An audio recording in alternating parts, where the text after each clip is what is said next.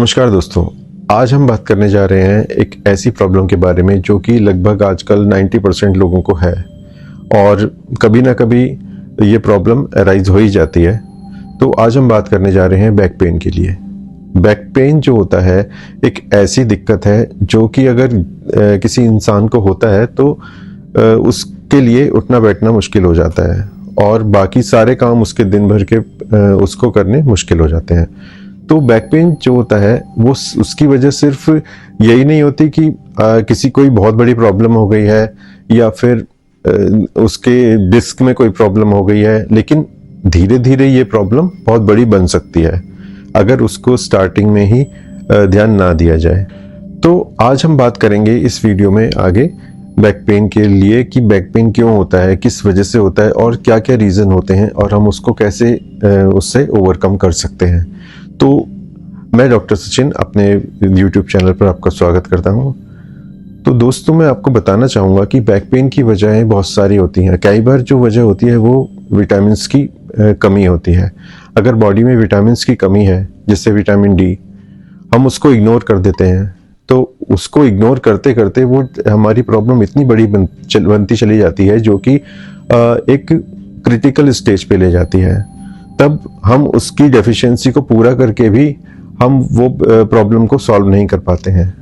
तो आज मैं आपको बताना चाहूँगा कि हम इन चीज़ों को, विटामिन्स को कैसे, किस तरह से ठीक से अपनी बॉडी में बैलेंस बना के उनका और किस तरह से बैक पेन को अवॉइड कर सकते हैं, क्योंकि कई बार जो बैक पेन होता है वो इन वजहों से भी होता है। विटामिन डी उसमें एक बहुत ज़्यादा क्रिटिकल रोल निभाता है।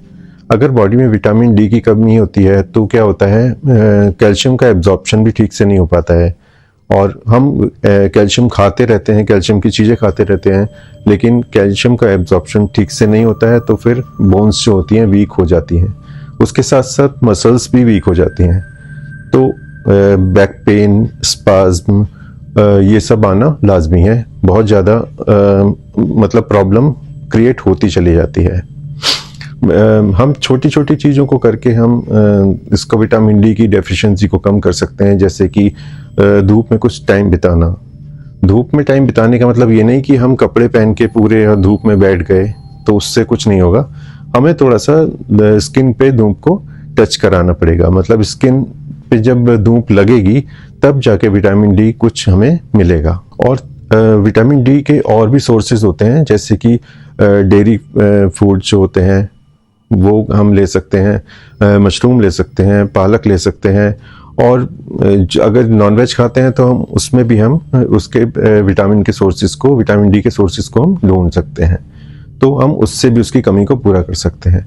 जब विटामिन डी हमारी शरीर में भरपूर होगा तो कैल्शियम भी हमारे बॉडी में ठीक से एब्जॉर्ब होगा और बोन्स हमारी मतलब हेल्दी होंगी। विटामिन B12 और B6 क्या करते हैं, ये हमारी जो नर्व फंक्शन होते हैं उसको हेल्दी रखते हैं। तो अगर इनकी कमी हमारे शरीर में होगी तो क्या होगा, हमारे नर्व में प्रॉब्लम आएगी और उसमें पेन स्टार्ट होगा धीरे धीरे, और उससे लीड होता होता पेन हमारी स्पाइन तक पहुंच जाएगा और फिर वही प्रॉब्लम स्टार्ट हो जाएगी, बैक पेन। तो हमारे को विटामिन B12 और B6 का भी ध्यान रखना होगा हमारी बॉडी में, क्योंकि ज़्यादातर हम सिर्फ कैल्शियम और विटामिन डी ही देखते हैं।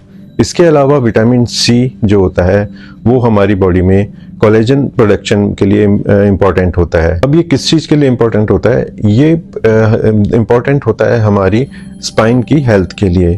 तो अब ये जितने भी विटामिन मैंने आपको बताए, ये सारे, इनमें से किसी की भी कमी होगी तो हमारी जो है स्पाइन में, हमारी बोन्स में, हमारे को नर्व्स में पेन आना स्टार्ट हो जाएगा और हम एकदम से उसका चेक तो नहीं कराते हैं, हम सीधा या तो पेन किलर लेते हैं या कुछ और हम घर के चीज़ें यूज़ करना शुरू कर देते हैं हम, जबकि हमें पहले देखना चाहिए कि किस वजह से हमें प्रॉब्लम हो रही है। तो अगर ये प्रॉब्लम भी होगी तो आपको सीधा धीरे धीरे ये एक बड़ी स्टेज पे ले जाएगी प्रॉब्लम की। तो हमें क्या करना है, हमें अपने अंदर इन विटामिन की कमी को ख़त्म करना है, जिससे कि आगे जाके हमारे को ये बैक पेन या कहीं भी नर्व पेन, कोई भी इस टाइप के हमें प्रॉब्लम ना हो। अब विटामिन सी करता क्या है, विटामिन सी हमारी जो हेल्थ होती है स्पाइन की उसको ठीक रखता है। तो ये सारे विटामिन हमारी बॉडी के लिए कितना इम्पोर्टेंट हुए। अब ये सारे विटामिन अगर हमारी बॉडी में किसी की भी कमी होगी तो क्या होगा, धीरे धीरे वो लीड करेगा बैक पेन की तरफ, या फिर bone joints pain, nerve pain. तो बहुत सारी चीज़ें धीरे धीरे अराइज होना स्टार्ट हो जाएंगी। तो हमें इन सब को अवॉइड करना है, तो हमें इन सब की अपने बॉडी में विटामिन्स की कमी को ख़त्म करना होगा और अपनी डाइट पे हमें ध्यान देना होगा। इसके अलावा भी कुछ फैक्टर होते हैं, जैसे कि उठना बैठने के तरीका हमारा, या फिर ज़्यादा चलना, या फिर ऐसा हो सकता है कि लगातार खड़े रहने की वजह से भी पेन आ जाता है। तो हमें उन चीज़ों पे भी, हमें डेली रूटीन में हम क्या कर रहे हैं उस पर भी ध्यान देना होगा साथ साथ इन चीज़ों के। तो बैक पेन की बहुत सारे कारण हो सकते हैं, सिर्फ ज़रूरी नहीं कि सिर्फ विटामिन की कमी से ही आया हो। तो बैक पेन में हमें ये सब भी ध्यान रखना होगा। जैसे मान लो गाड़ी चला रहे हैं, गाड़ी चलाते चलाते इस ब्रेकर आता है, तो हमें वहाँ पे भी गाड़ी स्लो करके थोड़ा निकालना चाहिए ब्रेकर से, जिससे कि ये प्रॉब्लम अराइज ना हो। क्योंकि धीरे धीरे क्या होता है, ये उस टाइम हमें नहीं पता लगता ये सब चीज़ें, लेकिन धीरे धीरे एक जर्क बन जाता है और आगे जाके प्रॉब्लम बन जाती है। तो हमें इन सब चीज़ों को भी डेली अपने रूटीन में अवॉइड करना चाहिए, जिससे कि आगे जाके वो बैक पेन की प्रॉब्लम हमें ना आए। तो खाने पे ध्यान देंगे, साथ में हम अपने डेली जो हमारे उठने बैठने का पोस्चर वगैरह है उन सब पे भी ध्यान देंगे। लेटने के, हम कैसे लेटे हैं, क्या कर रहे हैं, किस उठने बैठने के पोस्चर पे भी हम ध्यान देंगे, तो बैक पेन हमें नहीं आएगा। अगर ये वीडियो आपको अच्छा लगा और आपको इससे कुछ नई इन्फॉर्मेशन मिली है तो इसको लाइक कीजिए, सब्सक्राइब कीजिए और अपने फ्रेंड्स और रिलेटिव्स के साथ इसको शेयर कीजिए, जिससे वो भी इसका फ़ायदा उठा सकें। Thank you.